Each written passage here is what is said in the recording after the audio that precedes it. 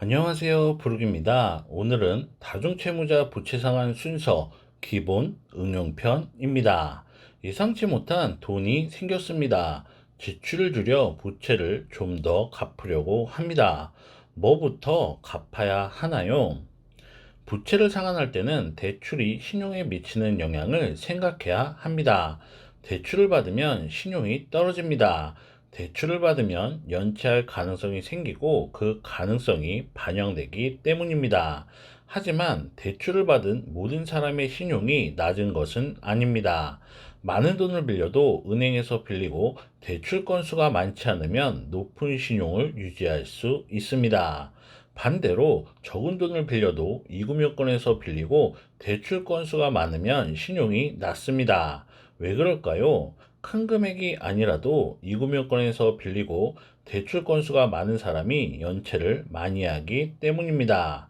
그래서 돈을 빌릴 때는 은행에서 빌려야 합니다.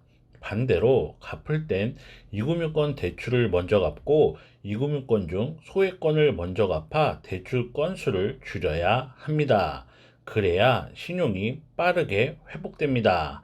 이건 머리에 넣어두시고요. 이어서 개인 상황에 맞는 대출 상환 순서를 설명드리겠습니다. 월급으로 대출 원리금을 갚고 생활하는 것이 빠듯합니다. 조금만 어긋나면 대출을 받아야 할 것 같습니다. 이럴 때 돈이 생기면 어떤 것부터 갚아야 하나요? 이럴 땐 다른 것 다 무시하고 원리금이 큰 대출부터 갚아야 합니다. 그래야 부담이 줄고 부담이 줄어야 돈이 부족해 대출받는 일을 방지할 수 있습니다. 가장 안 좋은 것이 대출을 또 받는 일입니다. 월급으로 대출 원리금을 갚으며 생활하는 것이 어렵다. 그럴 땐 다른 것 다 무시하고 갚았을 때 대출 원리금이 가장 많이 줄어드는 것부터 갚아야 합니다. 그래야 돈이 부족해 또 대출받는 일을 방지할 수 있습니다. 당분간 대출받을 일이 없습니다. 은행에서 받은 햇살론 15의 금리가 15.9%입니다. 이금융권 대출보다 금리가 비쌉니다. 이럴 때도 금리가 낮은 이금융권 대출부터 갚아야 하나요? 당분간 대출받을 일이 없다. 그럴 때는 금리 높은 대출부터 갚아야 합니다. 신용을 올리려는 이유는 대출을 저렴하게 받기 위함입니다. 그런데 당분간 대출받을 일이 없습니다. 그럴 때는 금리가 높은 대출부터 갚아 이자부터 아껴야 합니다. 이렇게 해도 대출을 잘 갚은 기간이 쌓이면 매달 갚는 대출 원리금으로 인해 대출 잔액이 줄고 대출을 잘 갚은 이력이 쌓여 신용은 회복됩니다. 세 달 후 전세 자금을 받아야 합니다. 그런데 신용이 낮습니다. 이럴 땐 뭐부터 갚아야 하나요? 전세 자금을 받아야 하고 단기간에 신용을 올려야 한다. 그럴 때는 금리에 관계없이 이금융권 대출 중 소액권부터 갚아야 합니다. 대출 잔액이 비슷하다면 캐피탈보다 저축은행부터 갚아야 합니다. 은행, 캐피탈, 저축은행 중 저축은행에서 대출을 받을 때 신용이 가장 많이 하락합니다.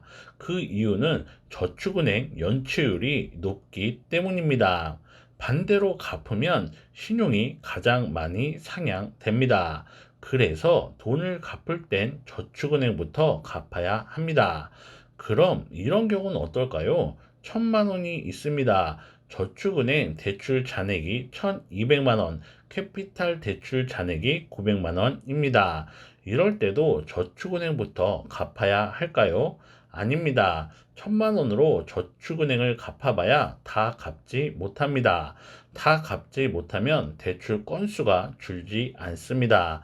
그래서 이럴 때는 캐피탈을 다 갚아 대출 건수 하나를 줄이고 남은 돈으로 저축은행 대출을 갚아야 합니다. 이금융권 대출은 금액보다 건수를 줄여야 신용이 빠르게 오릅니다.